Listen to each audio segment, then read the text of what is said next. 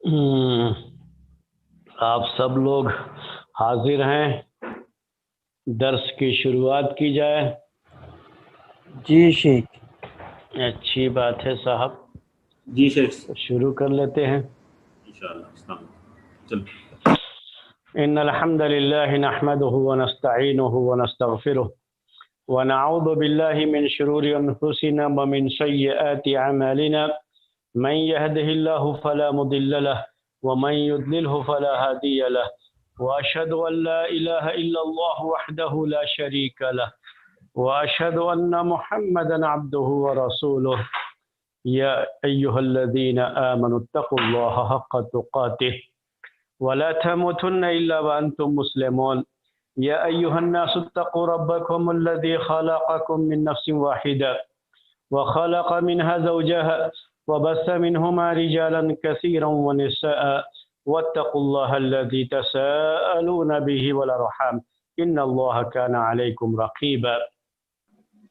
يا أيها الذين آمنوا اتقوا الله وقولوا قولا سديدا يصلح لكم أعمالكم ويغفر لكم ذنوبكم، ومن يطع الله ورسوله فقد فاز فوزا عظيما.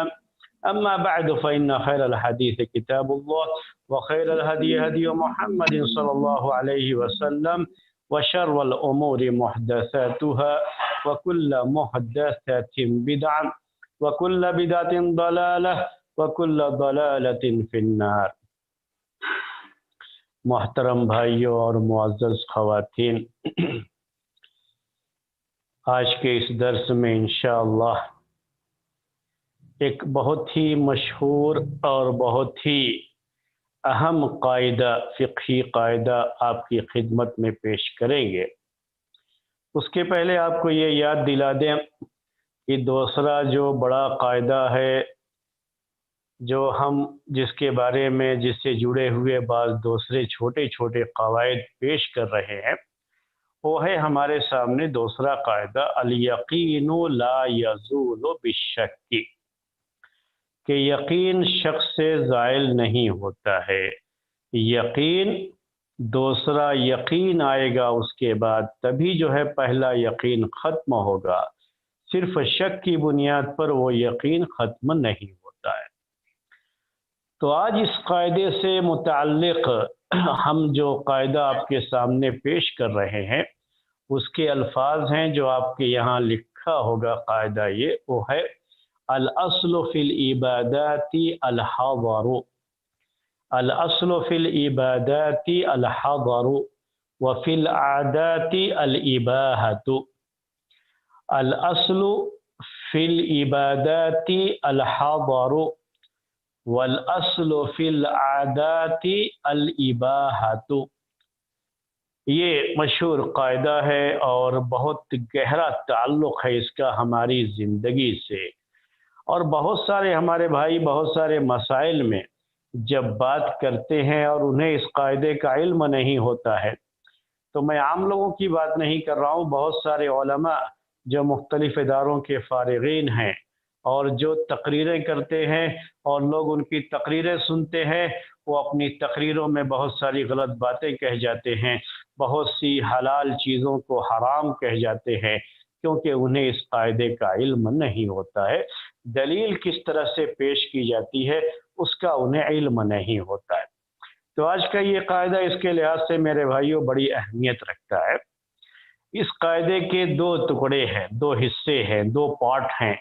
پہلا پارٹ ہے الاصل فی العبادات الحظر، الاصل فی العبادات الحظر، یعنی اصل عبادات میں، ضابطہ عبادات کے باب میں یہ ہے کہ اصل میں ہر چیز عبادات میں منع ہوتی ہے جب تک کہ اس کے جائز ہونے کی کوئی دلیل نہ آ جائے۔ تو عبادات میں کسی بھی چیز کے حرام ہونے کی، منع ہونے کے لیے آپ کو دلیل نہیں پیش کرنا ہے، بلکہ اس کے جائز ہونے کی دلیل پیش کرنا ہے۔ یہ عبادات کا معاملہ، یہی ضابطہ کہتے ہیں، اس کو قاعدہ کہتے ہیں۔ تو کبھی بھی عبادات کے معاملے میں عبادات کے معاملے میں اگر کوئی شخص کہتا ہے کہ یہ عبادت شریعت میں ہے، جائز ہے، تو اس کو جائز ہونے کی دلیل پیش کرنی پڑے گی۔ اگر کوئی یہ کہتا ہے عبادات میں کہ یہ عبادت شریعت میں نہیں ہے، تو نہ ہونے کے لیے اس کو کوئی دلیل نہیں پیش کرنا ہے، کیونکہ اصل یہی ہے عبادات میں کہ عبادات یہ توقیفی ہوتی ہیں۔ اس لیے اس قاعدے کے اس پارٹ کو ان الفاظ میں بھی پیش کیا جاتا ہے: العبادات توقیفیت۔ العبادات توقیفیت مطلب کیا ہے؟ عبادات توقیفی ہیں، یعنی جتنا قرآن میں آیا ہے، جتنا حدیث میں آیا ہے عبادت کے تعلق سے، اسی حد تک وہ عبادت جائز ہوتی ہے، اور اسی حد تک وہ عبادت مشروع ہوتی ہے، اسی حد تک اس عبادت پر عمل کرنا ہوتا ہے۔ اگر آپ نے اس سے زائد کچھ کرنا چاہا یا اس کے علاوہ کچھ کرنا چاہا تو وہ عبادت سے نکل کر کے بدعت میں شمار ہو جاتی ہے۔ تو یہ ہے عبادات۔ الاصل فی العبادات التوقیف، یا کہتے ہیں الاصل فی العبادات الحاضر۔ یوں بھی کہا جاتا ہے، یعنی یہ جو قاعدہ ہے کئی طرح کے الفاظ اس کے لیے استعمال کیے جاتے ہیں، میں سب پیش کر رہا ہوں۔ ایک اس میں سے آپ کے سامنے لکھا ہوا ہے، بقیہ بھی پیش کر دے رہا ہوں۔ یہ بھی کہا جاتا ہے الاصل فی العبادات التوقیف، کہ عبادات میں ضابطہ یہ ہے کہ ہر عبادت کتاب و سنت سے ثابت ہونے پر موقوف ہوتی ہے، یعنی جب تک عبادت کے مشروع ہونے کی، عبادت کے صحیح ہونے کی قرآن میں یا حدیث میں کوئی دلیل موجود نہ ہو، تب تک آپ یہ نہیں کہہ سکتے کہ یہ عبادت شریعت میں جائز ہے، تب تک آپ نہیں کہہ سکتے، کیونکہ یہ کیا ہے، اس کو کہتے ہیں کہ یہ توقیفی ہے۔ توقیفی کا مطلب ہوتا ہے کہ جب تک کتاب و سنت سے یہ بات ثابت نہ ہو تب تک کوئی بھی عبادت مشروع نہیں مانی جائے گی، اور کہیں گے ہم جب یہ ثابت نہیں ہے تو کہیں گے کہ وہ بدعت ہے۔ یہ ہے اس قاعدے کے پہلے پارٹ کا ترجمہ بھی اور مطلب بھی۔ پھر سے کہتا ہوں آپ کو، الاصل فی العبادات الحاضر، قاعدہ ضابطہ یہ ہے کہ عبادات میں ہر چیز منع ہوتی ہے، ہر چیز حرام ہوتی ہے، جب تک کہ اس کے مشروع ہونے کی، اس کے مباح ہونے کی، اس کے جائز ہونے کی شریعت میں کوئی دلیل نہ آ جائے۔ عبادات کا معاملہ یہی ہے۔ جیسے اب عبادات کی بات آپ کے سامنے پیش کرتے ہیں، عبادات کا معاملہ۔ اب جیسے یہ ہے کہ نماز ہے، نماز کیا ہے؟ یہ ایک عبادت ہے۔ اب ظہر کی نماز 4 رکعت ہے۔ اب کوئی یہ کہے آپ سے کہ 5 رکعت پڑھنا منع ہے، آپ کہیں قرآن میں یا حدیث میں کوئی نص لا کر کے پیش کر دیجئے، کوئی دلیل دے دیجئے کہ قرآن میں اللہ تعالیٰ نے کہا کہ آپ ظہر کی 5 رکعت نہیں پڑھ سکتے، یا حدیث میں اللہ کے رسول صلی اللہ علیہ وسلم نے کہا کہ آپ ظہر کی 5 رکعت نہیں پڑھ سکتے۔ کوئی آپ سے پوچھے تو آپ وہ دلیل نہیں پیش کر سکتے۔ آپ کیا کہیں گے اس موقع پر؟ یہی قاعدہ کہیں گے کہ یہ عبادت ہے، اور اس عبادت میں بات یہ ہے کہ اللہ کے رسول صلی اللہ علیہ وسلم نے 4 رکعت پڑھی ہے، اور 4 رکعت ہی پڑھنے کی بات آپ نے کہی ہے، تو اب یہ توقیفی امر ہے، اس سے زیادہ بھی جائز نہیں، اس سے کم بھی جائز نہیں، جتنا آیا ہے شریعت میں، قرآن میں یا حدیث میں، اتنا ہی جائز ہوتا ہے۔ یہی عبادت کا مطلب ہوتا ہے۔ روزے کا مسئلہ بھی یہی ہے۔ رمضان کے مہینے کا روزہ رکھنا فرض کیا گیا، اب کوئی شخص یہ کہے کہ شوال کا روزہ فرض نہیں ہے، آپ اس کی دلیل پیش کیجیے۔ شوال کا روزہ فرض نہیں ہے، ہم کو اس کی دلیل نہیں پیش کرنا ہے میرے بھائی، کیونکہ یہاں فرض ہونے کی دلیل پیش کرنا ہوتا ہے، فرض نہ ہونے کی دلیل نہیں پیش کرنا ہوتا ہے، کیونکہ یہ عبادت ہے، اور عبادت میں اصل یہی ہے کہ منع ہوتی ہے ہر چیز جب تک کہ اس کے بارے میں شریعت میں کوئی نص نہ آ جائے اس کے جو ہے مشروع ہونے کے بارے میں۔ اسی لیے جو بدعات ہوتی ہیں، اب آپ نے بہت سنا ہوگا کہ جو ہے کوئی آدمی مرنے کے قریب ہے تو اب سورہ جو ہے یاسین پڑھنے کا معاملہ، سورہ یاسین پڑھنے کا معاملہ، اب کوئی شخص آپ سے پوچھتا ہے کہ یہ بتاؤ کہ یہ پڑھنا، سورہ یاسین پڑھنا منع ہے اس وقت، آپ کہیں سے دلیل پیش کرو کہ اللہ کے رسول صلی اللہ علیہ وسلم نے کہا ہے کہ تم سورہ یاسین نہ پڑھو۔ آپ دلیل پیش کرنے کی آپ کو ضرورت ہی نہیں ہے نا، کیونکہ آپ کے لیے یہ قاعدہ ہے، ضابطہ ہے، آپ یہی قاعدہ کہہ دیں گے، یہی ضابطہ پیش کر دیں گے کہ یہ عبادت ہے، اور عبادت میں اصل یہی ہے کہ جب تک وہ چیز ثابت نہ ہو مشروع نہیں ہوتی۔ مرنے والے کے پاس یا مرنے کے بعد کسی شخص کے پاس سورہ یاسین پڑھنے کی کوئی دلیل نہیں ہے، اور اس سلسلے میں جو حدیث آتی ہے وہ ضعیف ہے، بلکہ بہت ضعیف ہے، اس لیے یہ عمل ثابت نہیں ہے۔ آپ یہی پیش کریں گے وہاں پہ۔ تو تمام عبادات میرے بھائیو یاد رکھیے گا، تمام عبادات اس کا معاملہ یہی ہے، اس کے بارے میں یہی بات کہی جاتی ہے۔ اب آپ جو ہے بقرعید کے موقع پر قربانی کرتے ہیں، اب آپ یہ کہیں قربانی کے تعلق سے کہ یہ بتائیے آپ کہ ہرن کی قربانی کرنا منع ہے، بقرعید کے موقع پر آپ ہرن کی قربانی نہیں کر سکتے، ڈیر جسے آپ انگلش میں کہتے ہیں، اس کی قربانی نہیں کر سکتے، تو دلیل پیش کیجئے، کہاں قرآن میں حدیث میں کہ آپ نہیں کر سکتے؟ وہ بھی جائز ہے، اس کا گوشت کھانا جائز ہے، تو پھر اس کی قربانی کیوں نہیں کر سکتے؟ کوئی یہ پیش کرنا شروع کرے تو نہیں۔ قربانی ایک عبادت ہے، جن جانوروں کی قربانی کرنے کی بات آئی ہے قرآن میں یا حدیث میں، اسی جانور کی آپ قربانی کر سکتے ہیں، اور اپنی طرف سے آپ کو اس میں کچھ کہنے کا حق نہیں ہوتا ہے۔ یہ ہے اس قاعدے کے پہلے جز کا، پہلے پارٹ کا معنی۔ اس کی دلیل کیا ہے؟ یہ قاعدہ کہاں سے بنا، اس کی دلیل کیا ہے؟ کوئی یہ بھی پیش کرے گا کہ جو ٹھیک ہے آپ نے کہہ دیا یہ قاعدہ، تو اس قاعدے کی دلیل کیا ہے؟ تو اس قاعدے کی میرے بھائیو دلیل یہ ہے کہ اللہ کے رسول صلی اللہ علیہ وسلم کہتے ہیں کہ کل امر لیس علیہ امرنا فہو رد۔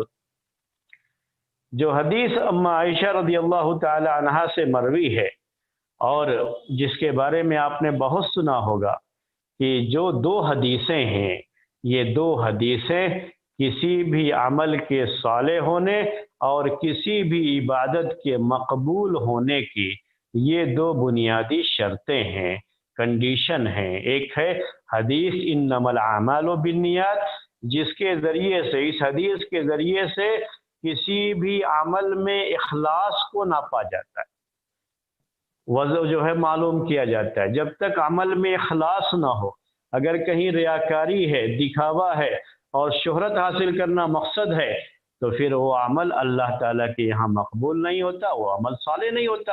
تو یہ ایک پیمانہ ہے جو ہمیں دیا گیا ہے عمل کو ناپنے کے لیے، لیکن اس کا تعلق دل سے ہوتا ہے۔ دوسرا کیا ہے کہ یہ حدیث جو اما عائشہ رضی اللہ تعالی عنہا سے مروی ہے، کل امر یا کل عمل لیس علیہ امرنا فہو رد، کہ ہر عمل جس میں ہماری طرف سے کوئی حکم نہیں ہے، اللہ کے رسول صلی اللہ علیہ وسلم کہتے ہیں کہ ہماری طرف سے جس سے مراد یہ ہے کہ شریعت کا کوئی حکم نہیں ہے، کتاب و سنت میں کوئی حکم نہیں ہے، تو وہ عمل مردود ہے، اور اسی کے ذریعے سے کسی عمل کی صحت کو ناپا جاتا ہے ظاہری طور پر۔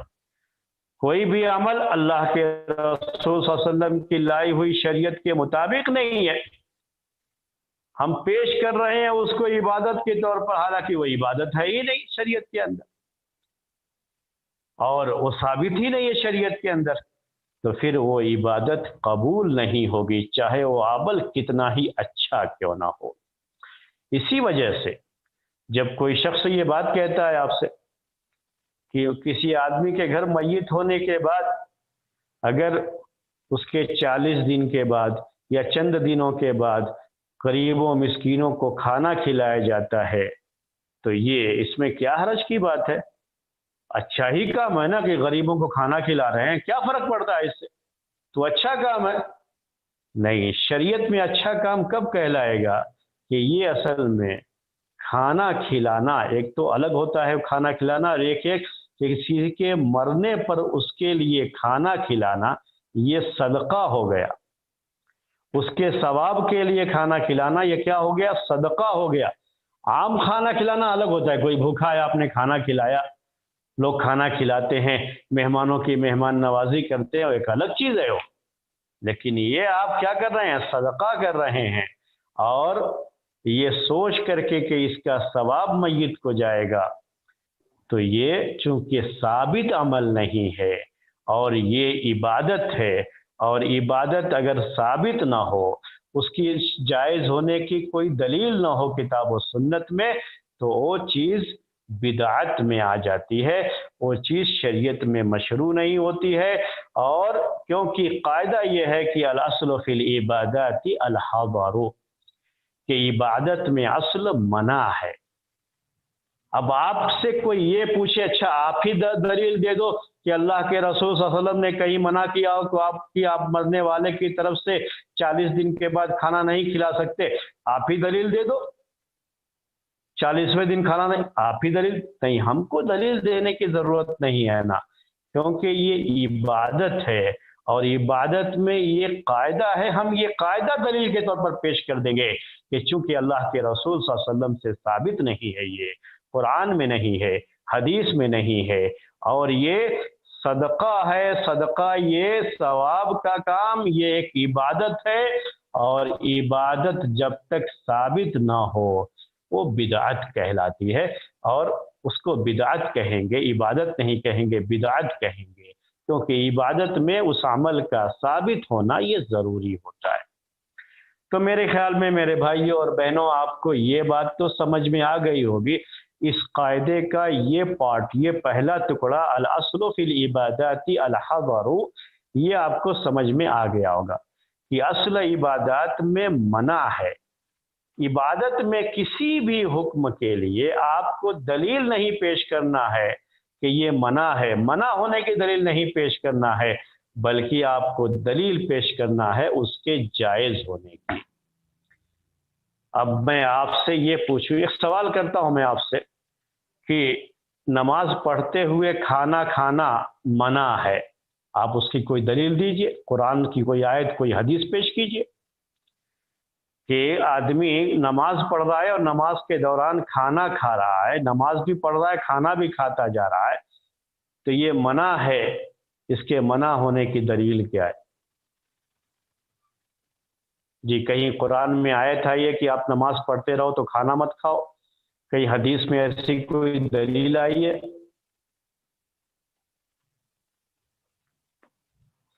جی بولیے آپ لوگ۔ یہ سوال کر رہا ہوں میں یہ سمجھنے کے لیے کہ آپ کو کتنا سمجھ میں آیا یہ قاعدہ۔ نماز میں حرکت کرنا منع ہے، کوئی بھی طرح کا حرکت کرنا فضول، اسی لیے یہ کھانا کھانا بھی چلیے، وہ اپنے ہاتھ کوئی حرکت کرے گا تو منع ہے، اپنے ہاتھ سے کھانا اٹھائے گا تو منع ہے، منع ہے۔ ہاں، لیکن جو ہے وہ پہلے ہی سے منہ میں رکھ دیا ہے اور نماز جو ہے شروع کر دیا، چباتے جا رہا ہے جو منہ میں ہے۔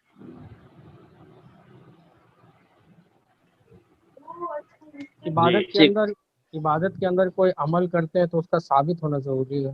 جی، اب نماز کے دوران چاہے کھانا ہو، چاہے پینا ہو، چاہے حرکت کرنا ہو، چاہے چلنا ہو، کچھ بھی کرنا ہو، اس کے لیے آپ کو جائز ہونے کے لیے دلیل پیش کرنا ہے، حرام ہونے کے لیے دلیل نہیں پیش کرنا۔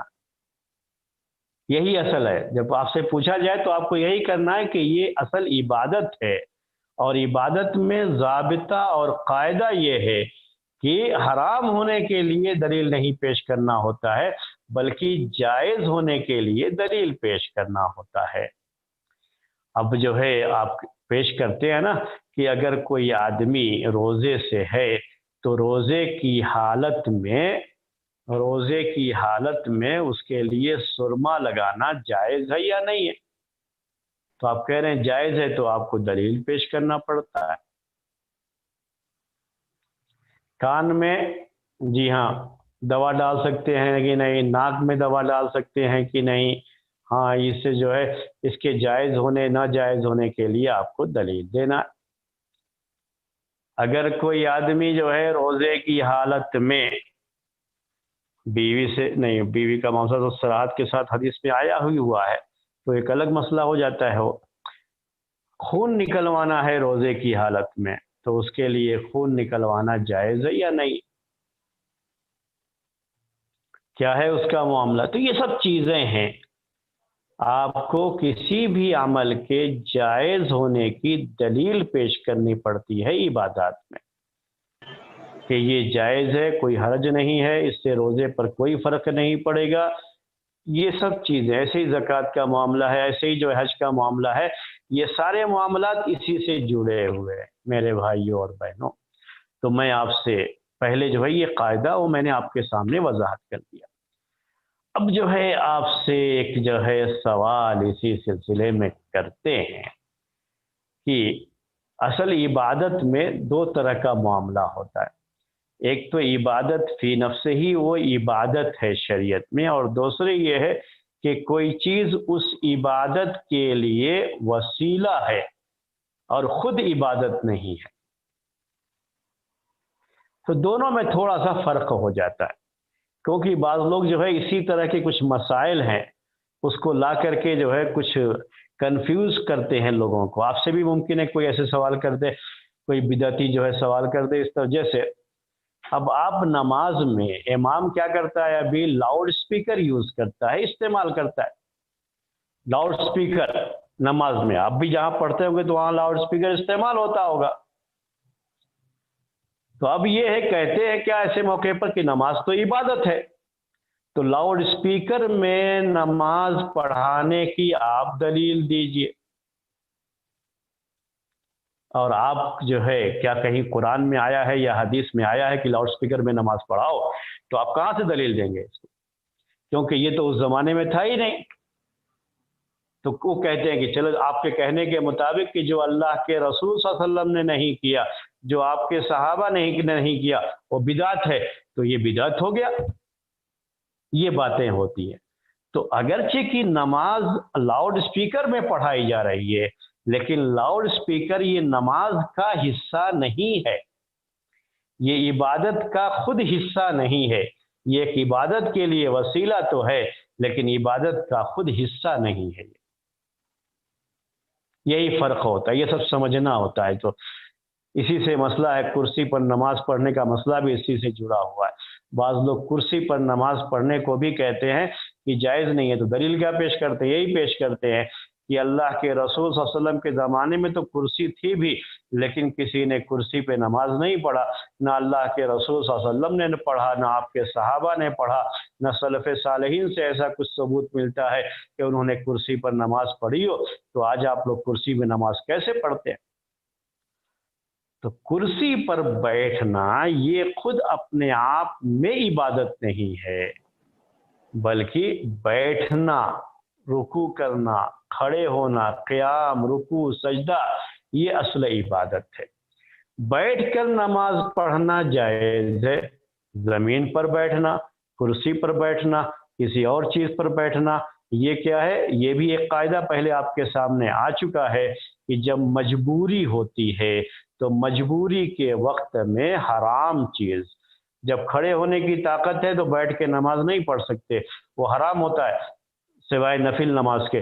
تو جو ہے یہ فرض نماز کی بات کر رہا ہوں میں، اب وہ بیٹھ کے نماز پڑھ رہا ہے، مجبوری کی وجہ سے پڑھ رہا ہے، تو اگر زمین پر بھی نہیں بیٹھ سکتا تو المشقۃ تجلب التیسیر، اس قاعدے کے تحت وہ کرسی پر بھی بیٹھ کر کے نماز پڑھے۔ اگر زمین پر بیٹھ کر کے پڑھنا اس کے لیے ممکن نہیں ہے جیسے بعض جو ہے بزرگوں کے تعلق سے اور بعض بیماریوں کی وجہ سے یا بعض مرتبہ چوٹ لگنے کی وجہ سے کسی کے لیے بیٹھنا مشکل ہوتا ہے ایسے زمین پر، لیکن کرسی پر بیٹھ کر کے نماز پڑھنا اس کے لیے آسان ہوتا ہے۔ تو یہ سب چیزیں ہیں، اس کا بھی فرق کرنا بہت ضروری ہے کہ اگرچہ کہ اس چیز کا تعلق عبادت سے ہی ہے لیکن اصل عبادت سے نہیں ہے، بلکہ عبادت کے لیے وہ چیز ایک ذریعہ بنتی ہے، ایک سبب اور وسیلہ بنتی ہے۔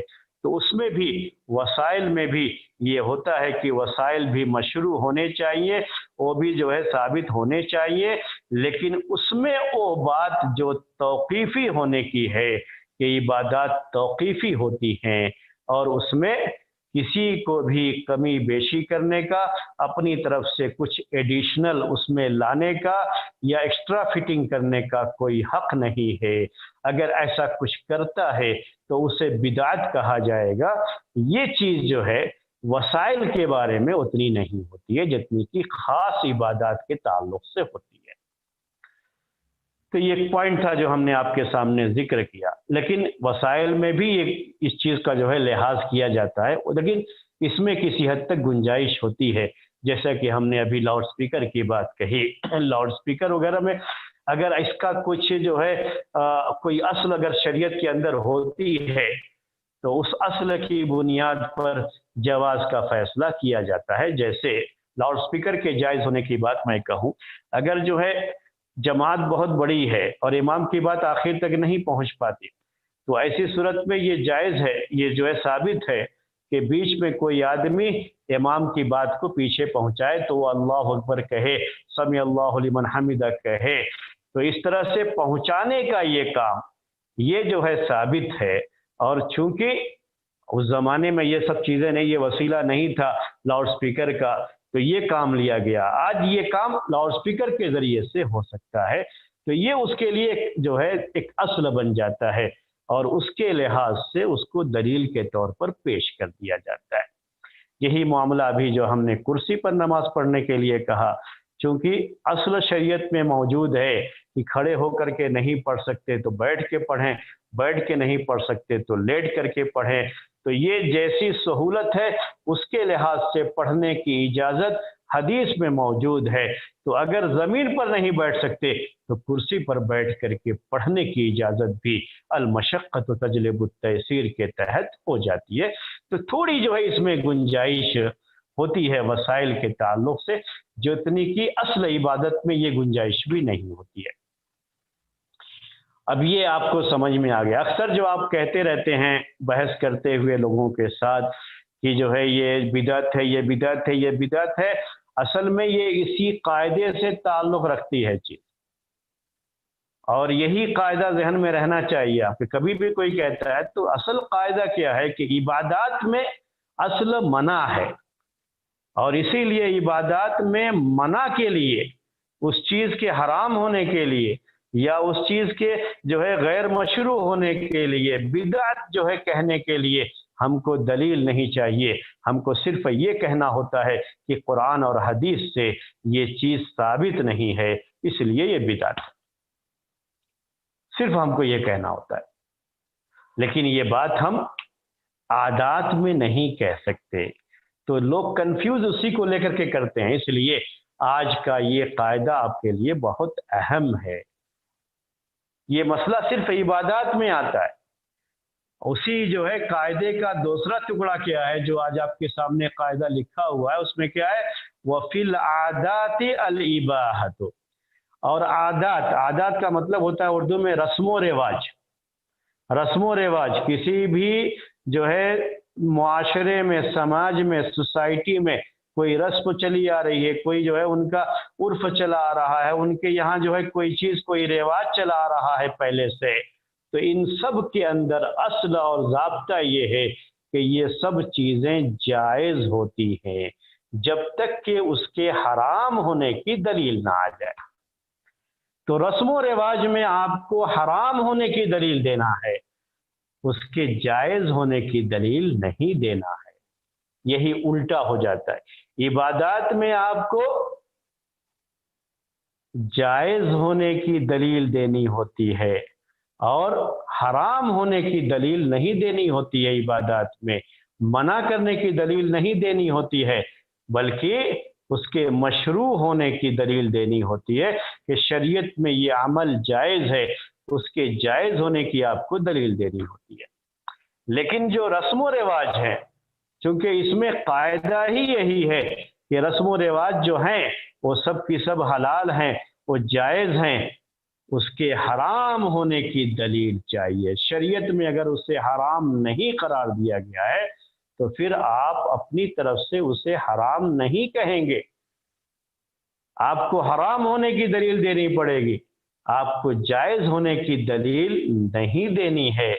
اور کوئی آپ سے اگر پوچھتا ہے کہ آپ جائز ہونے کی دلیل دیجئے تو وہ غلط پوچھتا ہے، اس کا مطلب یہ ہے کہ اس کو دین کے ان قواعد کا، فقہ کے ان قواعد کا علم نہیں ہے۔ یہ ہے میرے بھائیوں، یہ قاعدہ، یہ ضابطہ کہ عادات یعنی رسم و رواج میں اصل کیا ہے؟ اصل اباحت ہے۔ اباحت کا مطلب ہوتا ہے اردو میں جائز ہونا۔ جو رسم و رواج ہماری سوسائٹی میں پائے جاتے ہیں اس کے مطابق ہماری زندگی چلتی ہے، ہماری زندگی چلتی رہے گی، اور ہم یہ نہیں کہیں گے کہ وہ حرام ہے بلکہ کہیں گے کہ وہ حلال ہے۔ اگر جب ہم کہیں گے کہ نہیں یہ رسم حرام ہے، یہ جو رواج چلا آ رہا ہے یہ حرام ہے، تو اب جو کہے گا کہ حرام ہے اس کو حرام ہونے کی دلیل پیش کرنی پڑے گی۔ آپ اس سے پوچھیں گے کہ اچھا یہ آپ کہہ رہے ہو کہ حرام ہے تو حرام ہونے کی دلیل پیش کرو، آپ کیوں حرام ہے؟ کہاں قرآن میں اس کے حرام ہونے کا ذکر آیا ہے؟ کہاں حدیث میں اس کے حرام ہونے کا ذکر آیا ہے؟ یا اس میں کون سی ایسی چیز ہے جو شریعت میں منع کی گئی ہے اور اس میں یہ چیز پائی جا رہی ہے اس لیے آپ کہہ رہے ہو کہ یہ حرام ہے؟ دلیل آپ کو یہاں پوچھنا پڑتا ہے، معلوم کرنا پڑتا ہے۔ تو حلال ہونے کی دلیل نہیں دینا ہے، جائز ہونے کی دلیل نہیں دینا ہے، نہ دلیل پوچھنا ہے اس کے تعلق سے، حرام ہونے کی دلیل پوچھنا ہے۔ ٹھیک ہے؟ اب یہ رسم و رواج کا لفظ ہم نے استعمال کیا، عربی میں اس کو عادات کہتے ہیں، عادات کہتے ہیں۔ اب جو ہے آپ سے سوال ہمارا یہی ہے، مثالیں بھی اس کی دینی پڑیں گی نا آپ کو، تو آپ کے یہاں ایسے کیا رسم و رواج ہیں مختلف چیزوں میں؟ زندگی کے رسم و رواج کیا ہیں آپ پیش کر سکتے ہیں؟ ہمارے یہاں کیا رسم و رواج ہے ہم بھی پیش کر سکتے ہیں۔ آپ کو جو ہے پہلے اپنے یہاں کے کچھ رسم و رواج پیش کیجئے اور اس کے بعد ہم بات کریں گے کہ وہ جائز ہے یا نہیں ہے جو ہے اصل کے لحاظ سے۔ جی ہاں، آپ کچھ پیش کیجئے پہلے، میں چاہتا ہوں کہ آپ کی بھی شرکت ہو جائے اس درس میں۔ جی السلام علیکم شیخ۔ وعلیکم السلام۔ شیخ ہمارے یہاں کشمیر میں جب دعوت ہوتی ہے، کسی کا ولیمہ ہوتا ہے، تو پھر لوگ اس کو گفٹ نہیں دیتے ہیں، اس کو کچھ پیسے دیتے ہیں۔ ہر کوئی آدمی کچھ پیسے دیتا ہے، کوئی کس کو؟ 5، مطلب جس کی شادی ہوتی ہے اس کو پیسے دیے جاتے ہیں، ہاں مطلب گفٹ دیتے ہیں اس موقع پر۔ گفٹ تو زیادہ نہیں دیتے ہیں، یا تو سونے کا کوئی چیز دے دیتے ہیں۔ نہیں، میں آپ کو وہی جو پیسہ دیتے ہیں نا وہ بھی گفٹ ہی ہے نا۔ اچھا، لفظ گفٹ ہی استعمال کریں گے۔ گفٹ کا مطلب صرف جو ہے سامان نہیں ہوتا ہے، آپ کوئی جو ہے کسی کو تحفہ دے رہے ہیں پیسے کی شکل میں تو یہ بھی تحفہ ہی ہوتا ہے۔ جی ہو گیا، سمجھ میں آیا آپ کو؟ جی جی شیخ، تو کہہ لیجئے کہ دلہے کو گفٹ دیتے ہیں یا دلہن کو کچھ گفٹ دیتے ہیں، یہ رسم و رواج میں یہ چیز ہے، رواج میں یہ چیز ہے۔ جی ہاں، تو اب یہ جائز ہے یا نہیں ہے؟ اب اس کے حرام ہونے کی کوئی دلیل پیش کرنی پڑے گی کہ کیا کسی کو اس موقع پر گفٹ دینا حرام ہے؟ کیا قرآن میں یا حدیث میں ایسی کوئی بات آئی ہے کہ شادی کے موقع پر گفٹ کرنا حرام ہوتا ہے، ہدیہ کرنا حرام ہوتا ہے؟ ایسی کوئی بات نہیں آئی ہے، تو کہیں گے کہ اصل یہی ہے۔ اب کوئی یہ دلیل پیش کرے نہیں اللہ کے رسول صلی اللہ علیہ وسلم نے نہیں دیا، صحابہ نے نہیں دیا، ٹھیک ہے ان کے یہاں یہ رواج نہیں تھا، انہوں نے نہیں دیا۔ تو یہ رسم و رواج کی چیزیں کیا ہوتی ہیں کہ جہاں جو رواج ہوتا ہے وہاں وہ چیز کی جاتی ہے، وہاں اس کے لحاظ سے وہ چیز ہوتی ہے۔ اگر شریعت میں وہ چیز منع نہیں ہے تو پھر اس کا کرنا جائز ہوتا ہے. جی ایک آپ نے اپنے اور جو ہے ہمارے بھائی دوسرے لوگ جو ہیں آپ پیش کیجئے. میں خود بھی پیش کروں گا کچھ. حاجیوں کی دعوت کرنا، جو لوگ حج کو جاتے ہیں کسی محلے سے، جتنے بھی حاجی 10-15 جانے والے، کچھ دنوں پہلے سب کو بلا کر ان کی دعوت کی جاتی ہے. جی ہاں جی ہاں. تو یہ کیا ہے، ہمارے یہاں رسم و رواج میں داخل ہے. کہنا یہ چاہ رہے ہیں نا آپ؟ ہاں جی جی جی جی. تو اس لیے اس میں کوئی حرج کی بات نہیں ہے، یہی نہ کہنا چاہ رہے ہیں؟ آپ پیش کر دیے، آپ حکم بتائیں اس کا. ہاں تو میں وہی کہنا چاہ رہا ہوں کہ دیکھیے تھوڑا سا فرق ہو جاتا ہے. یہ حج اصل میں ایک عبادت ہے، حالانکہ اس عبادت سے اس کا کوئی تعلق نہیں ہے، لیکن پھر بھی یہ رسم و رواج جو ہے نا، حج کی عبادت سے یہ جو ہے رسم، یہ جو ہے رواج جڑا ہوا ہے.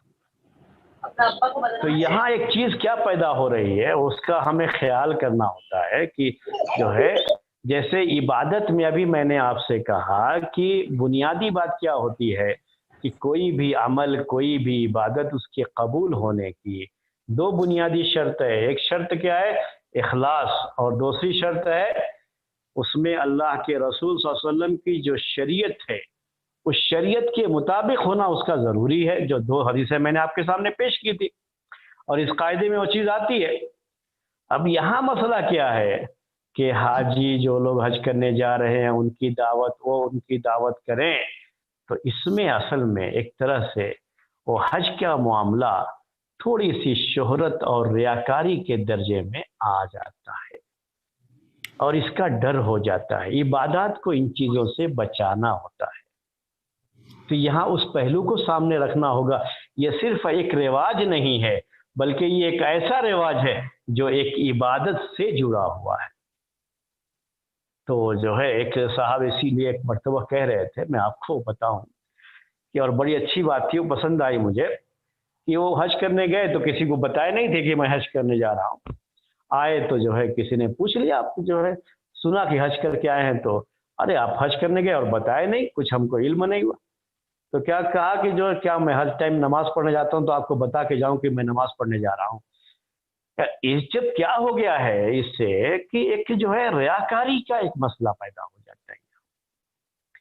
تو یہ اگرچہ کی رسم ہے کہ لیکن یہ رسم عبادت سے جڑ گئی ہے.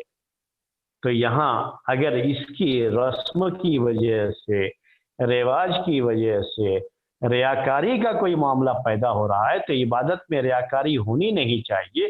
تو یہاں پر اس پہلو کو سامنے رکھا جائے گا اور منع کیا جائے گا. اگرچہ کہ ہم اس دعوت کو حرام نہیں کہیں گے لیکن منع کیا جائے گا اس سے. جی ہاں.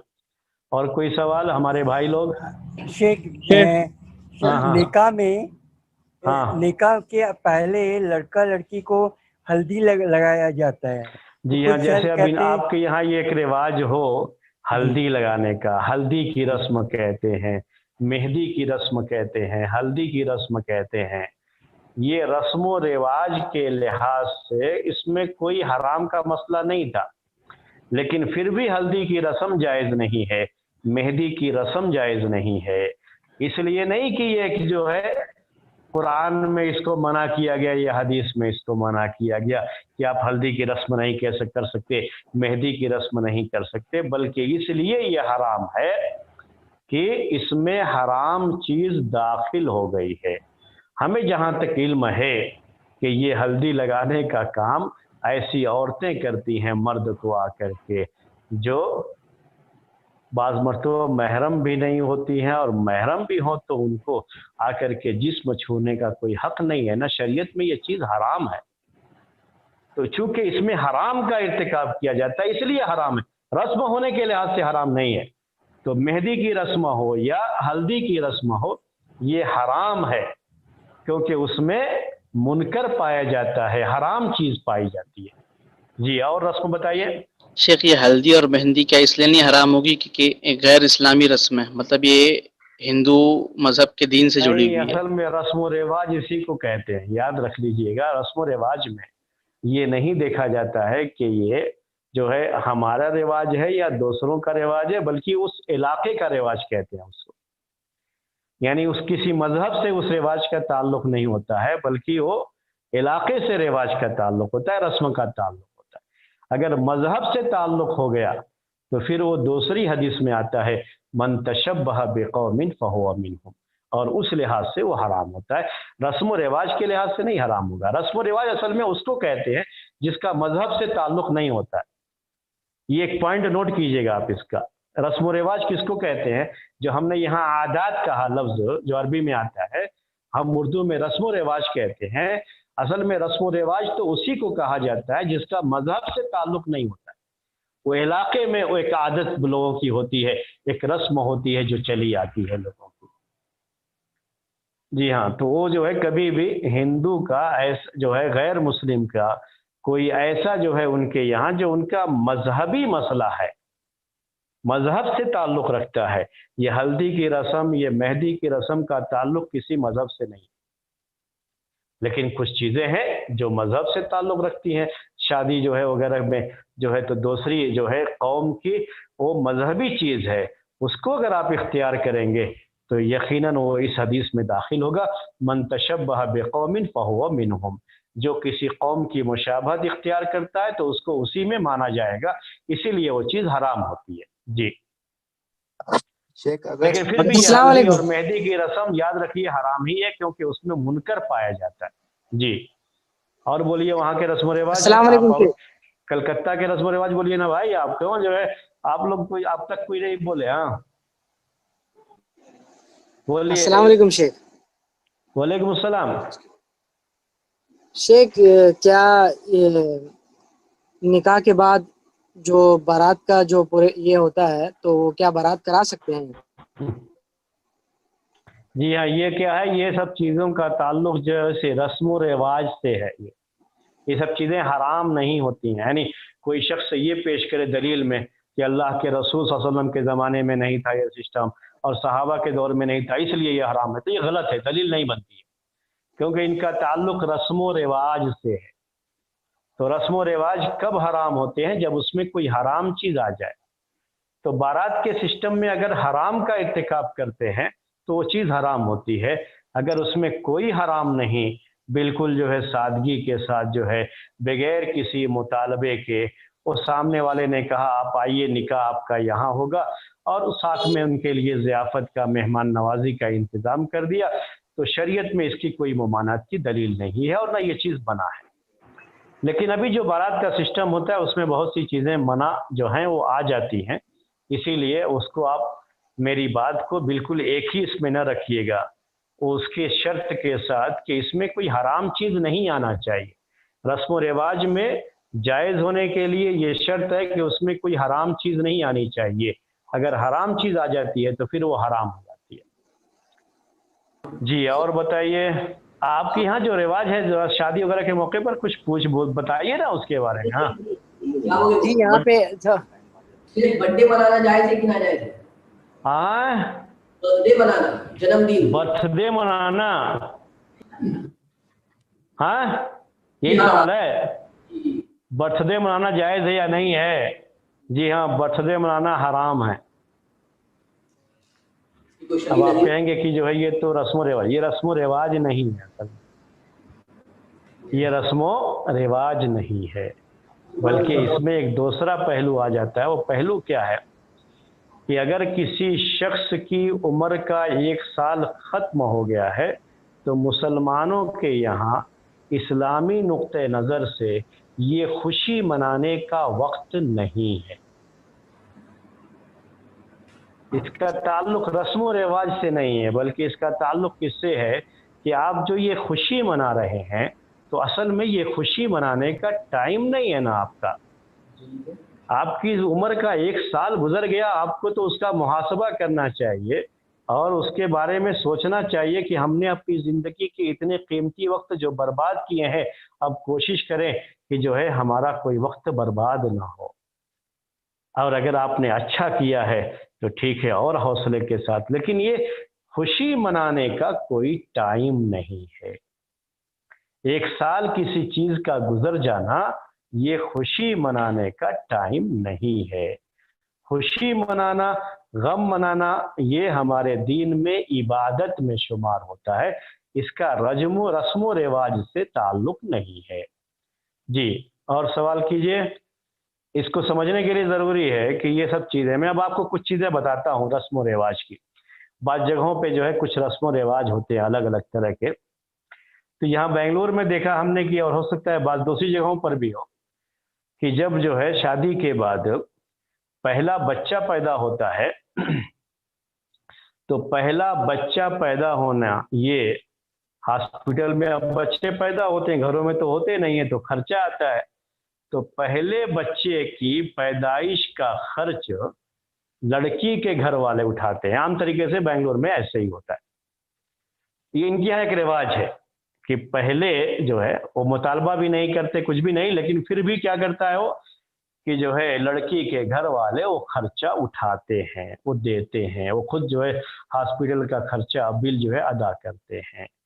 तो अब ये कहेंगे कि जायज़ है या जायज़ नहीं है? शेख जायज नहीं है। हाँ, जायज़ नहीं है या जायज़ है? ये रस्म व रिवाज में ये चीज़ है, नहीं उनके यहाँ वो चीज़ जाती है, और उर्फ है उनका यही कि उनके यहाँ ये चीज़ चल रहा है, एक चीज़ चल रही है। तो अब किसी ने दे दिया उसको, उसने मना कर रहा है, वो मना कर रहा है कि नहीं नहीं नहीं, मेरे पास अल्लाह का दिया हुआ बहुत कुछ है, मैं खुद जो है बर्दाश्त कर लूँगा। शौहर को ये जो है अदा करना चाहिए, ये उसकी ही जिम्मेदारी है।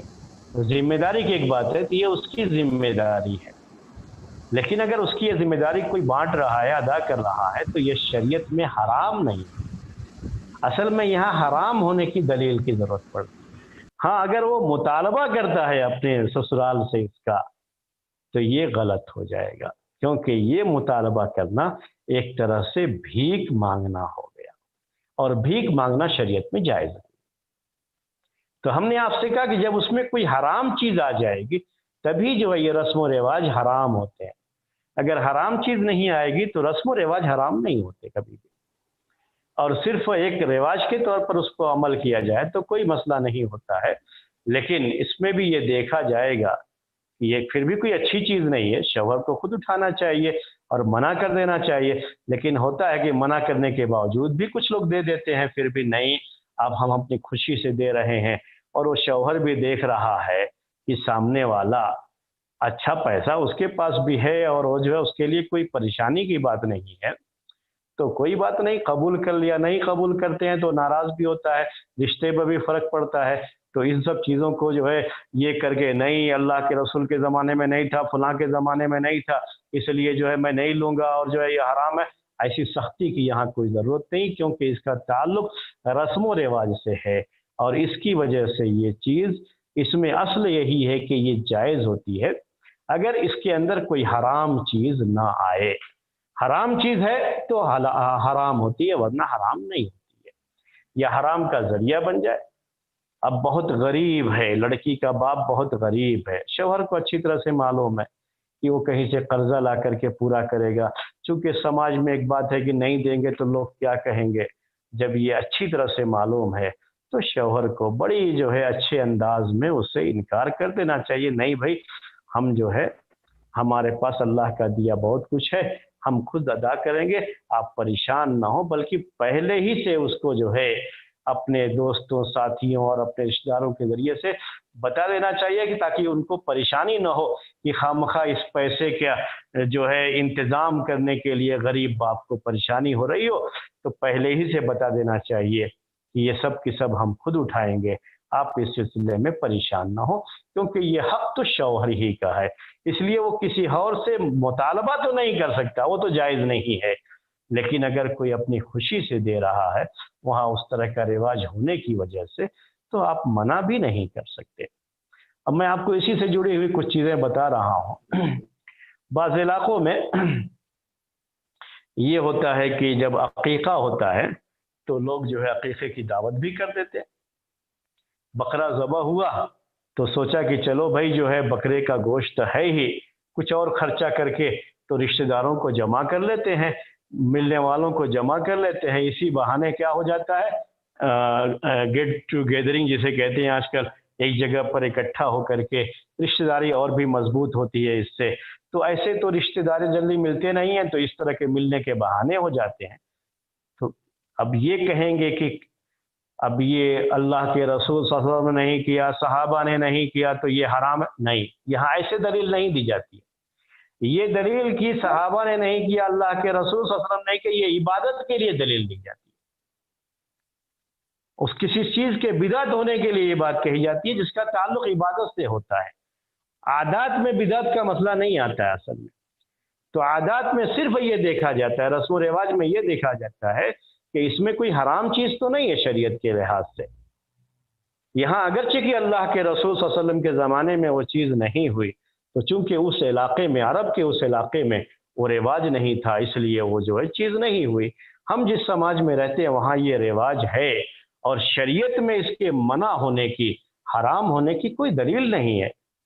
کوئی ایسی دلیل ہے قرآن میں، کوئی آیت، کوئی حدیث کہ آپ جو ہے عقیقے کا گوشت ہے، جانور ذبح کیا آپ نے تو آپ دعوت نہیں کر سکتے؟ کہیں ایسی کچھ ممانعت نہیں ہے۔ لوگ آ رہے ہیں، بلکہ ایک اچھی چیز ہو جاتی ہے کہ اسی بہانے آپس میں مل بیٹھنے کا موقع مل جاتا ہے، کوئی حرج کی بات نہیں ہے اس میں۔ دلیل کے طور پر یہی بات ہے کہ یہ کیا ہے، اس کا تعلق رسم و رواج سے ہے، اور وفی العادات والاصل فی العادات الاباحہ، تو قاعدہ یہ ہے کہ رسم و رواج میں اصل کیا ہے کہ وہ چیز جائز ہوتی ہے جب تک حرام ہونے کی دلیل نہ ہو۔ اگر کہیں قرآن کی آیت یا کوئی حدیث ایسی ہوتی جس میں صراحت کے ساتھ یہ منع کیا گیا ہو کہ آپ عقیقہ کرنے کے بعد عقیقے کے جانور کا گوشت، اس سے آپ دعوت نہیں کر سکتے، اگر ایسی کوئی حدیث ہوتی تب یہ منع ہوتا، چونکہ ایسی کوئی ممانعت کی دلیل نہیں ہے، حرام ہونے کی کوئی دلیل نہیں ہے، اس لیے آپ اس کو حرام نہیں کہیں گے۔ بعض جگہوں پہ یہ ہوتا ہے کہ جب ختنہ ہوتا ہے بیٹے کا، لڑکے کا ختنہ ہوتا ہے، کراتے ہیں لوگ، تو اس موقع پر بھی بعض جگہوں پہ رشتہ داروں کو جمع کر لیتے ہیں اور دعوت وغیرہ جو ہے کا اہتمام ہو جاتا ہے۔ اس میں بھی رشتہ دار اکٹھا ہو جاتے ہیں، کچھ کہیں تو صرف مٹھائیاں تقسیم کر لیتے ہیں، اور کہیں جو ہے کھانے پینے کا بھی انتظام کرتے ہیں۔ الگ الگ جو ہے رواج ہوتا ہے، ہو سکتا ہے آپ کے یہاں بھی یہ رواج ہو اس طرح کا۔ آپ کہو گے آپ کے یہ حرام ہے کیونکہ اللہ کے رسول صلی اللہ علیہ وسلم کے زمانے میں نہیں تھا، صحابہ کے دور میں نہیں تھا۔ نہیں، ایسا نہیں کہا جاتا ایسے موقع پر، اس کا تعلق رسم و رواج سے ہے۔ ایسے موقع پر کھانے کا انتظام کرنا، ہمارے یہاں یہ چیز ہے، پائی جاتی ہے، لوگ کرتے ہیں ایسا، تو اگر کسی کے پاس گنجائش ہے، پیسہ وغیرہ ہے، تو دعوت کا اہتمام کر دیا، اسی بہانے لوگ جو اکٹھا ہو جاتے ہیں، مل بیٹھ کر کے کھا پی لیتے ہیں، تو آپس میں جو ہے مل بیٹھنے کا موقع بھی ہو جاتا ہے۔ اچھی چیز ہے، کوئی جو ہے ایسا مسئلہ نہیں ہے، اور اس کے لیے حرام ہونے کی دلیل پیش کرنا پڑتا ہے، اس کے جائز ہونے کی دلیل نہیں پیش کرنا ہے۔ تو اگر کہیں ہے تو فوراً اٹھاتے ہی آپ، نہیں حرام ہے، اللہ کے رسول نے نہیں کیا، صحابہ، یہ اللہ کے رسول نے نہیں کیا، صحابہ نے نہیں کیا، یہ عبادات میں بات کہی جاتی ہے۔ یہی اصل فرق ہم کو جاننا ہے، یہی دلائل میں یہی سمجھنا ہوتا ہے ہم کو، کبھی بھی یاد رکھیے۔ تو بہت سی اس طرح کی چیزیں ہیں، بہت سے ایسے مسائل ہوتے ہیں جو سماج میں، سوسائٹی میں پائے جاتے ہیں۔ اب جیسے بعض جگہوں پہ ایسا بھی ہوتا ہے کہ جب عقیقے کے موقع پر بلایا تو جو لوگ آتے ہیں تو بچہ جو پیدا ہوا ہے اس کے لیے کپڑا لے کر کے آ جاتے ہیں۔ ہو سکتا ہے آپ کے یہاں بھی شادی کے موقع پر اس طرح کا کچھ اس طرح کے رسم و رواج ہوں کہ جو ہے بعض رشتہ داروں کو دعوت جو دی جاتی ہے تو وہ کپڑا لے کر کے آتے ہیں۔ بہت سی جگہوں پر یہ رسم و رواج ہے، یہ کپڑا لے کر کے آئیں گے، ایسے ہی خالی ہاتھ نہیں آ جاتے ہیں۔ جیسے ہمارے ایک بھائی نے کہا، آتے ہیں تو کچھ دلہا کو پیش کرتے ہیں، کچھ جو ہے عورتیں آتی دلہن کو پیش کرتی ہیں، یہ رسم و رواج سے تعلق ہوتی ہے چیز۔ تو ایسے ہی عقیقے کے موقع پر، ایسے ہی جو ہے ختنے کے موقع پر کچھ لوگ آتے ہیں جو ہے دعوت میں، تو ساتھ میں بچہ جس کا ختنہ ہوا ہے اس کو کچھ پیسے بھی دے دیتے ہیں۔ وہ بچہ ہے ابھی ختنہ ہوا ہے، رو رہا ہوتا ہے، تکلیف ہوتی ہے، تھوڑے پیسے جمع ہو جاتے ہیں، اسی کو گننے میں لگ جاتا ہے، اتنے پیسے ہو گئے میرے، تو تھوڑا تکلیف کا احساس بھی کم ہو جاتا ہے۔ تو یہ رسم و رواج سے تعلق رکھتی ہے چیز، اس کے آپ حرام ہونے کے لیے آپ کو دلیل پیش کرنی پڑے گی۔ اگر آپ کہتے ہیں کہ یہ حرام ہے تو آپ دلیل دیجئے کہ کیوں حرام ہے، کہاں ہے قرآن میں یا حدیث میں اس کے حرام ہونے کا۔ اور جو کہتا ہے کہ کوئی حرج نہیں، جائز ہے، ضروری نہیں ہے، جائز ہے، یہ یعنی ہر کوئی آئے تو پیسہ دے، یہ کوئی ضروری نہیں ہے۔ ہر کوئی آئے تو کپڑا دے، یہ کوئی ضروری نہیں ہے، لیکن ایک جو ہے جائز چیز ہے، کوئی کرتا ہے تو اس کو حرام نہیں کہا جائے گا، اس میں کوئی حرج نہیں ہے۔ تو اس طرح سے چیزیں ہوتی ہیں رسم و رواج کی، اس طرح کے مسائل ہوتے ہیں رسم و رواج کے۔ عید کا موقع ہوتا ہے ہمارے یہاں، عید کے موقع پر، کہ یہاں بھی جو عید کے موقع پر ہو سکتا ہے ہوتا ہو، ہمارے جو کلکتہ کے لوگ ہیں وہ بتائیں گے کہ عید کے موقع پر بچوں کو ان کے ماں باپ عیدی دیتے ہیں، یا جو بڑے ہوتے ہیں نا وہ چھوٹے لوگ ان سے عیدی مانگتے ہیں کہ آپ ہم کو عیدی دیجیے۔ عید کے موقع پر خوشی کا موقع ہوتا ہے، تو عید کی نماز عبادت ہے، عید کے موقع پر خوشی منانا ایک عبادت ہے، لیکن اب یہ سب جو شکلیں ہیں اس کی، کہ اس موقع پر تھوڑا کھیل کود کے لیے بچوں کو تھوڑے سے پیسے مل جاتے ہیں تو ان کی خوشی میں اور اضافہ ہو جاتا ہے۔ تو عید کے لیے عیدی دینا، عیدی ہم اردو میں کہتے ہیں اس کو، یہ شریعت میں کہیں حرام نہیں ہے، یہ اس کا تعلق رسم و رواج سے ہے۔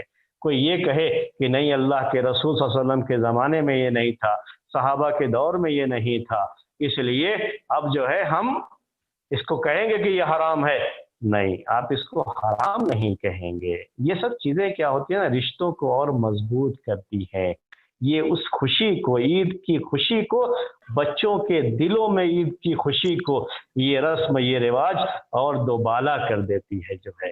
تو اس طرح سے کوئی حرج کی بات نہیں ہے اس میں، آپ یہ کہ ایک حرام ہے یہ، اور جو ہے آپ جو ہے دلیل کیا پیش کریں، نہیں اللہ کے رسول کے زمانے میں نہیں تھا۔ تو کبھی کبھی بدعتی لوگ بھی اس طرح کی چیزیں آپ کے سامنے پیش کرتے ہیں، نہیں آپ لوگ بھی تو یہ کرتے ہیں نا، آپ لوگ بھی تو اس موقع پر یہ کرتے ہیں، یہ بھی تو اللہ کے رسول کے زمانے میں نہیں تھا۔ تو آپ کو کیا کرنا ہے، یہی قاعدہ پیش کرنا ہے۔ اصل ہم جب کہتے ہیں کہ اللہ کے رسول صلی اللہ علیہ وسلم کے زمانے میں یہ چیز نہیں تھی، صحابہ کے دور میں یہ چیز نہیں تھی، اسی لیے یہ بدعت ہے، یہ ہم عبادات کے تعلق سے بات کہتے ہیں، یہ معاملہ عادات کے تعلق سے نہیں کہتے ہیں، رسم و رواج کے تعلق سے یہ بات نہیں کہتے ہیں۔ اور ہم میں سے جو لوگ اس کو فرق نہیں کر پاتے ہیں تو غلط فتوے بھی دے دیتے ہیں، خاص طریقے سے جو مقررین ہیں۔ میں اکثر کہتا رہتا ہوں کہ ہمارے لوگوں میں جو مقررین ہیں جن کا کام صرف تقریریں کرنا ہوتا ہے، وہ دین کے مسائل کو اچھی طرح سے جانتے نہیں رہتے، وہ لوگ بھی اس طرح کے مسائل تقریروں میں پیش کر دیتے ہیں۔ آپ کو اس سلسلے میں احتیاط کی ضرورت ہے۔ کامران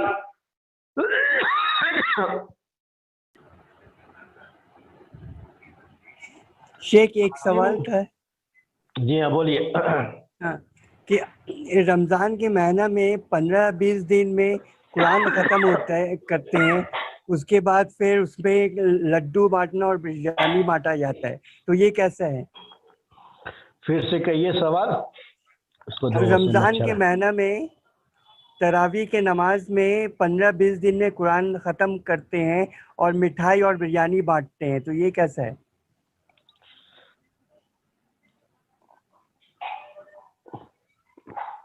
جی ہاں، میں ذرا اس کو اور بھی جو ہے آپ کو تھوڑا اور جو ہے اس کو جوڑ کر کے آپ کو پیش کروں تھوڑا آگے سے۔ بچے جب قرآن ختم کرتے ہیں، اس کو تھوڑا سا جو کہا کہ آگے سے جوڑ دیتا ہوں، تراویح سے ذرا ہٹا کر کے اس کو ہم جو چلتے ہیں۔ آپ کا جو سوال ہے یہ، جی، بچے جب قرآن ختم کرتے ہیں، قرآن ختم کرنے کا مطلب ہے کہ قرآن پورا پڑھ لیتے ہیں، تو بہت ساری جگہوں پر یہ رواج ہے کہ لوگ مٹھائی تقسیم کرتے ہیں، بچہ جو ہے لوگوں کو مٹھائی کھلاتا ہے، اور آپ بھی کہتے ہیں کہ مٹھائی کھلاؤ مٹھائی کھلاؤ جو ہے، قرآن ختم کر لیا، خوشی کی بات ہے، تو خوشی کے موقع پر کیا کرتے ہیں، منہ میٹھا کراؤ، منہ میٹھا کراؤ۔ آپ کے یہاں بھی رواج ہوگا، یہ کسی بھی موقع پر کیا کہتے ہیں، خوشی کا موقع ہو تو کیا کہا جاتا ہے، منہ میٹھا کراؤ۔ بیٹا جو ہے پاس ہو گیا ایگزام میں تو کہتے ہیں منہ میٹھا کراؤ، کہیں جو ہے سروس لگ گئی تو کہتے ہیں منہ میٹھا کراؤ، کہیں جو ہے کسی جو ہے کہیں انعام ملا تو کہتے ہیں کھلاؤ، کرتے بھی ہیں آپ، یہ سب رواج ہے، یہ جو تو یہ رسم و رواج ہے اور یہ کرتے ہیں آپ، ہر کوئی کرتا ہے یہ۔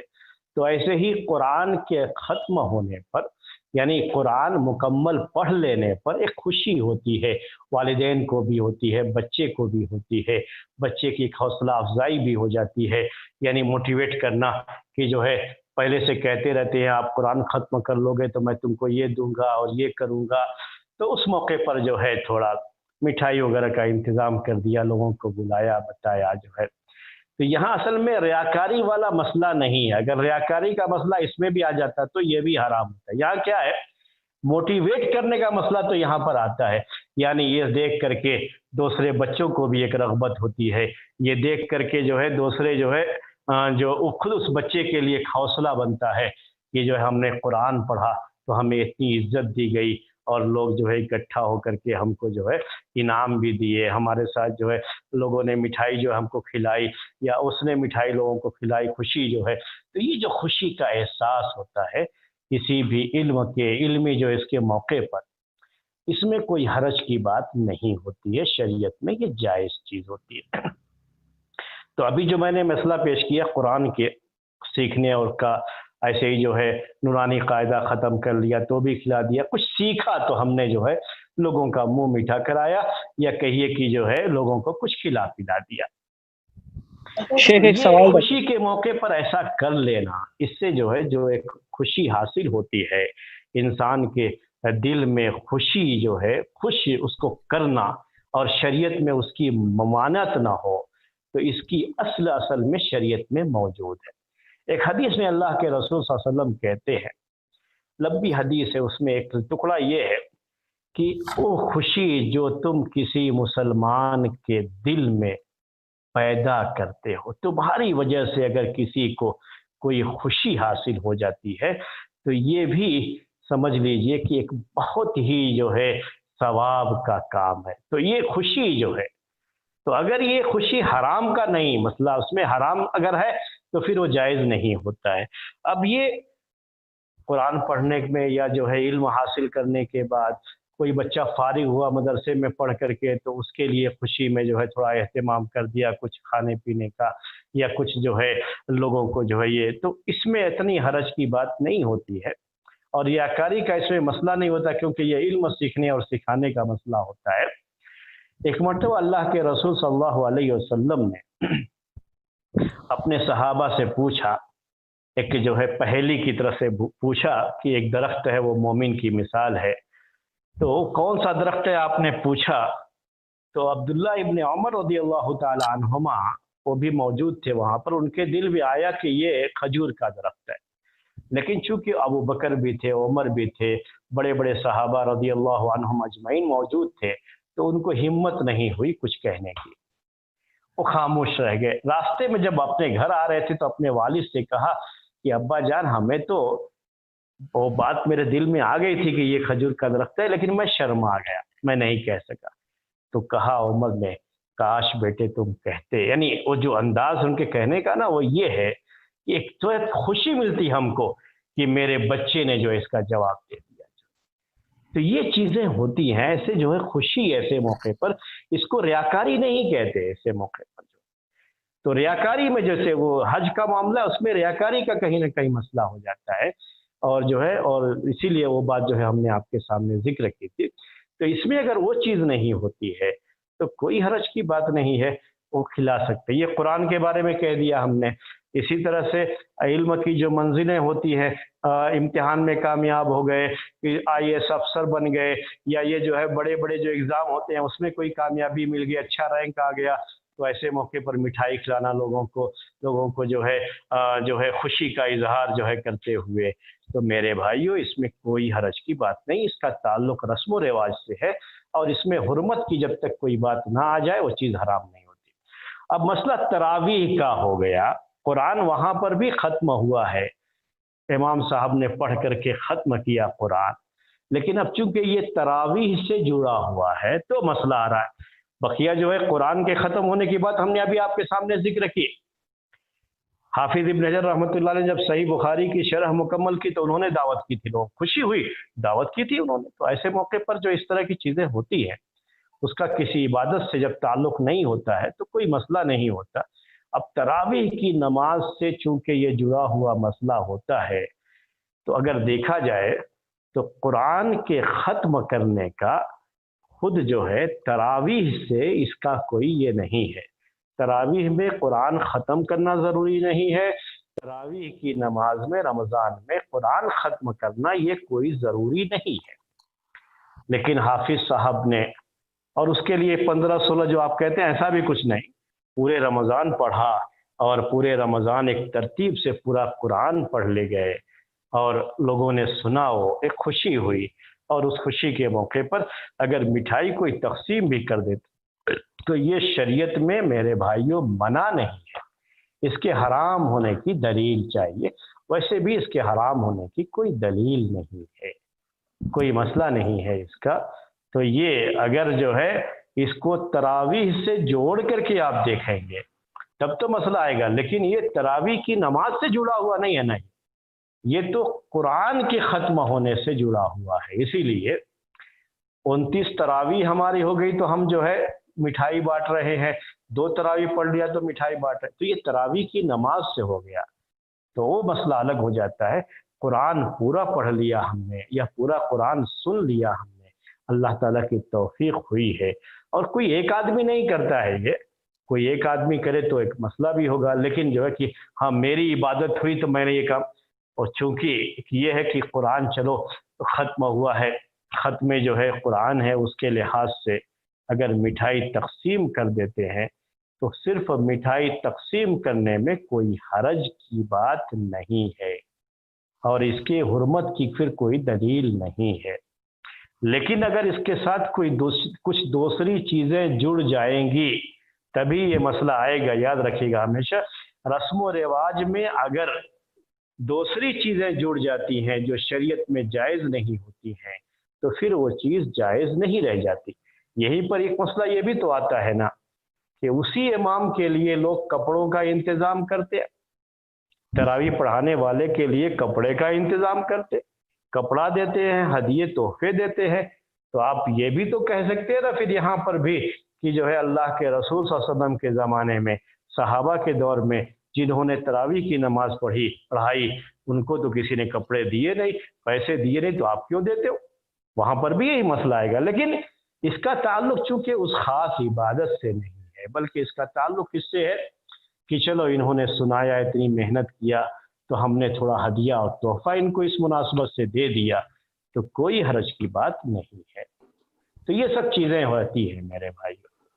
اور سوال کہ father's day, mother's day, friendship day, یہ سب رسم و رواج میں داخل ہے. جتنے بھی ڈے ہیں یہ جائز نہیں ہے, حالانکہ ان کا تعلق رسم و رواج ہی سے ہے, لیکن یاد رکھ لیجئے گا کہ جتنے بھی ڈے ہیں یہ سب کی سب جائز نہیں ہے. اب آپ وہی کہیں گے کہ جو ہے ابھی ہم کہہ رہے تھے کہ رسم و رواج سے جن کا تعلق ہوتا ہے وہ جو ہے اصل یہی ہے کہ وہ جائز ہوتی ہے چیز جب تک کہ حرام ہونے کی دلیل نہ ہو. اصل میں ان سب چیزوں کے حرام ہونے کی دلیل موجود ہے. حرام ہونے میں 2 شکلیں ہوتی ہیں اصل میں دلیل میں. ایک ہوتا ہے کہ قرآن میں یا حدیث میں صراحتاً اسی چیز کے بارے میں ہو, یا اس کی حرمت کے لیے کتاب و سنت میں کوئی اصل موجود ہو, تب بھی اس کے حرام ہونے کی بات کہی ہے. جیسے میں نے ابھی آپ کو جو برتھ ڈے کے بارے میں بتایا کہ حرام ہے, اس کی اصل موجود ہے شریعت میں اس کے حرام ہونے کی, تو اس کے بھی حرام ہونے کی اصل موجود ہے. پیرنٹس ڈے آپ مناتے ہو, بھائی پیرنٹس ڈے اسلام میں کوئی ایک دن نہیں ہے بلکہ جیسا کہ میں کہتا ہوں کہ 365 ڈیز جو ہے یہ سب کی سب پیرنٹ ڈے ہیں اسلام میں. تو آپ ایک دن کیسے مناؤ گے؟ اور یہ غلط چیز ہے جو لوگ منا رہے ہیں. غلط چیز کیا ہے اس میں؟ رسم و رواج اگر غلط ہے نا تو وہ بھی جو ہے صرف اس لیے کہ رسم و رواج ہے تو ہم جائز نہیں, غلط ہے اگر رسم و رواج تو وہ جائز نہیں ہے. تو یہ غلط رسم ہے جو چل گئی ہے دنیا میں کہ جو ہے ایک دن بنا لیا, اس دن ان کی عزت کر لیا. ارے ان کی عزت روز کرنا ہے, ان کا احترام روز کرنا ہے. یہ جو ایک دن کی عزت ہوتی ہے اس کا مسئلہ یہ ہوتا ہے کہ پھر جو ہے دوسرے سارے دن ان کی ہر طرح سے کیا کرتے ہیں, بے عزتی کرتے ہیں, نافرمانی کرتے ہیں, اور جو ہے ان کے خلاف نہ جانے کیا کیا جو چیزیں ہوتی ہیں, اور ایک دن جو ہے ان کا دن منا لیا. تو یہ کافی نہیں ہوتا ہے. تو جتنے بھی ڈے ہیں سب کا یہی معاملہ ہے. انڈیپینڈنس ڈے, ریپبلک ڈے, जितने भी डे हैं सबका वही मामला है। बकिया जो ये आपका अल-यौमुल वतनी होता है, जो ये इसको बनाते हैं कि जो है नेशनल डे जो किसी भी इसका होता है मुल्क का, असल में उसको भी नहीं मनाना चाहिए। सही बात यही है कि नहीं मनाना चाहिए, लेकिन जो है जो लोग करते हैं इस सिलसिले में, और असल जो है वही कि ये आदात हैं, रस्म व रिवाज हैं, लेकिन वो दिन मनाने का उसमें होता है, उसमें कुछ और चीज़ें ना आ जाती हैं और कुछ जो है मसाइल होते हैं। वो खुशी मनाने के बजाय असल में हमको क्या करना चाहिए, उस मौके पर अपना मुहासबा करना चाहिए कि हमको जैसे ये जो है हमारी आज़ादी के इतने साल हो गए, लेकिन हमने क्या किया, सही माने में ये चीज़ आनी चाहिए जो है उसमें। तो वो जो है अभी जो इस्लामी ममालिक हैं वो अपना नेशनल डे मनाते हैं। आपको बताऊं, मैं दिल्ली में रह करके मैं खुद जा चुका हूँ इस मरतबा नेशनल डे में, एक इस्लामी मुल्क के या कई मुस्लिम मुल्क के नेशनल डे में जा चुका हूँ। बिल्कुल जो है मुहर्रमात का वहाँ इर्तिकाब होता है। सारे एम्बेसियों के एम्बेसडर वगैरह बुलाए जाते हैं, सियासी शख्सियात बुलाई जाती हैं, और 5 स्टार होटल में होता है, और हर तरह का इख्तिलात मर्द और औरत का जो पार्टियों में होता है ना, वही आम पार्टी होती है। यहाँ तक कि शराब वगैरह वगैरह भी उनके लिए मुहैया कर दी जाती है। वो सारी चीज़ें तो ये मुहर्रमात में से है ना। तो कभी भी ये डे तो मनाना, आम तरीके से डे वगैरह में इस तरह की चीज़ें हो जाती हैं। जी हाँ शेख, मेरा सवाल था। शेख मेरा सवाल। शेख जी हाँ बोलिए। ईद मिलादुन नबी मना सकते हैं शेख? हाँ, ईद मिलादुन नबी मना सकते हैं शेख? मैंने कहा ना आपको कि जितने भी इस तरह के ये हैं डे है ना, जितने भी डे हैं, वो बर्थडे जो कहते हैं ना आप, वही ये भी होता है। अल्लाह के रसूल सल्लल्लाहु अलैहि वसल्लम की पैदाइश का दिन मनाते हैं आप। जितना भी दिन मनाते हैं आप, डे मनाते हैं ना, कोई भी जायज़ नहीं है। शेख मेरा सवाल है कि हेलो, शेख सवाल है कि हाँ, क्रिसमस डे को मुसलमान लोग भी केक बेचते हैं, और हमारे यहाँ दुर्गा पूजा एक हिंदू का फेस्टिवल है, उसमें भी मुसलमान उनमें भी अपना सामान बेचते हैं। ये जी हाँ, हलाल जी हाँ, वो अपनी तिजारत करते हैं, तिजारत का कोई मसला नहीं होता है, आप परेशान ना हो उसको लेकर के। वो अपनी तिजारत करते हैं, ठीक है। आप जैसे आपके पास कपड़े की दुकान है मान लीजिए, अब जो है कोई फेस्टिवल है गैर मुस्लिम का, आपके यहाँ से कपड़ा खरीद के लेके जाता है, तो क्या है उसमें आपका क्या मामला है? आपने जो बेचना है, आपकी दुकान है, आप बेचते हैं उसको, कपड़ा बेचना तो जायज़ है फी नफ्से। हाँ, वो जो दुर्गा पूजा के लिए जो मूर्ति होती है, जो उनका जो है, जो उनकी मूर्ति है, वो आप नहीं बेच सकते, वो जायज़ नहीं है शरीयत में। या उस जो है दुर्गा पूजा से कोई ख़ास चीज़ ताल्लुक़ रखती है, उसी से जो है चढ़ाने या उसके जो है, तो उन चीज़ों को आप नहीं बेच सकते। लेकिन उस मौके पर आप तिजारत करते हैं, दूसरे लोग भी तिजारत करते हैं, तो आप अपनी तिजारत चला सकते हैं। जैसे आम दिनों में आप तिजारत करते रहे, उन दिनों में भी तिजारत करेंगे। जी जी शेख, मेहंदी के रस्म में जो सिर्फ औरतों का रस्म होता है, सिर्फ औरतों की मेहंदी, ये जायज़ है? सिर्फ औरतें ही रहती है? मेहंदी की रस्म में मसला सिर्फ औरतों का नहीं होता है, असल में इसमें हराम चीज़ें जुड़ी हुई हैं। मेहंदी की रस्म जो हम जानते हैं ना, उसके लिहाज से हम बता रहे हैं। अब आपके यहाँ किस तरह की होती है मेहंदी की रस्म, वो मुझे पता नहीं। ये सिर्फ औरतें नहीं होती हैं, बाकायदा दावत होती है उसमें, और जो है मर्दोजन, और ये जो है अजनबी जो है चीज़ें भी, यानी अजनबी मर्द होते हैं, औरतें होती हैं, और बाकायदा आकर के जो है औरत को जो मेहंदी लगाते हैं, वो मेहंदी ले करके आते हैं। अरे बहुत कुछ चीज़ें उसके साथ जुड़ी होती हैं। वो सिर्फ जो है सिर्फ मेहंदी लगाना मसला नहीं है उसमें। हमारे यहाँ जो होती है, वो जो औरत होती है जिसकी शादी निकाह हो रही है, उसके खाली घर वाले और औरतें, खाली औरतें, मर्द भी नहीं, की निकाह हो रही है वो औरत और उसके घर वाले, मामी और बहनें और वो सब कजिन वैसे होते हैं। हाँ, वही कजिन वगैरह होते हैं ना, वही मैं कहना चाह रहा हूँ। ये जो कजिन वगैरह, ये कौन, ये महरम थोड़ी ना होते हैं। लड़कियां कजिन, लड़कियां, लड़के नहीं। लड़के नहीं आते हैं? नहीं, लड़के बिल्कुल नहीं, लड़कों का एंट्री नहीं होता है उसको में। अच्छा, लड़कियां आकर के मेहंदी लगा के चली जाती हैं? जी हाँ, उनके अंदर ही मेहंदी लगाती है, अंदर ही बैठे रहती है, अंदर ही उन लोग, मतलब उनकी बातचीत चलती रहती है, मर्द नहीं जा सकते वहाँ पे। हाँ, कोई गलत, कोई गैर इस्लामी चीज़ नहीं करते हैं? नहीं, गाना वाना कुछ भी नहीं, सिर्फ मेहंदी होती है, बातचीत चलती है, खाना पीना चलता है। تو کوئی مسئلہ نہیں ہوتا. جی ہاں. شیخ جو عید میلاد النبی جو منایا جاتا ہے شیخ، تو اس کے بارے میں کہتا ہے بعض لوگ کہ نبی کی آمد میں خوش اگر ہو گئے تو کیا حرج ہے اس میں؟ جی ہاں، نبی کی آمد میں کون خوش نہیں ہوتا، سبھی خوش ہوتے ہیں. اس میں کون سا مسئلہ ہے؟ کوئی اس سے انکار کرتا ہے کیا؟ تو یہ مسئلہ اصل میں ہم نے آپ سے یہی کہا نا کہ یہ جو ہے کسی کی پیدائش کے 1 سال گزرنے کے بعد، 2 سال گزرنے کے بعد، 10 سال گزرنے کے بعد خوشی جو منانے کا مسئلہ ہے یہ غیر اسلامی چیز ہے.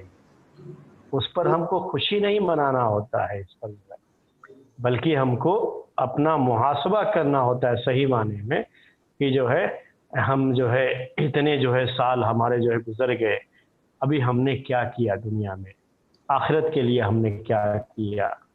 تو یہ چیزیں ہوتی ہیں، یہ محاسبے کی ہوتی ہے، یہ خوشی منانے کی نہیں ہوتی ہے. ایسے موقع پر خوشی منانا یہ غیر اسلامی چیز ہے. آلریڈی ہے، پکڑ گیا ہے، جلدی ہٹے. آپ جو بولے وہ پورا ٹھیک ہے شیخ، انشاءاللہ بس کریں صاحب.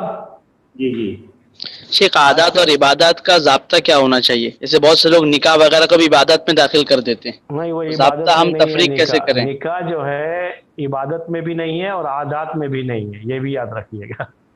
نکاح کا تعلق معاملات سے ہے، عقود کہتے ہیں عربی میں، عقد، اس لیے کہتے ہیں عقد نکاح. تو اس کی بھی بات آئے گی انشاءاللہ، اب اس کے بعد والے درس میں اس کی بات آئے گی آپ کو. تو عقد کا تعلق، جیسے آپ کوئی چیز خریدتے ہیں بیچتے ہیں تو اس کو عقد کہا جاتا ہے عربی میں، ویسے ہی نکاح بھی عقد کہلاتا ہے. ٹھیک ہے؟ عقد نکاح آپ سنتے ہیں، عقد نکاح کہتے ہیں. تو نکاح کا جو ہے یہ عقد کا لفظ استعمال کرتے ہیں، وہ معاملات پہ چیز آتی ہے. وہ بھی انشاءاللہ آپ کے سامنے آگے جو ہے جو ضابطہ آئے گا وہ آئے گا انشاءاللہ. السلام علیکم ورحمۃ اللہ وبرکاتہ. شیخ میں توفیق بول رہا ہوں عمان سے.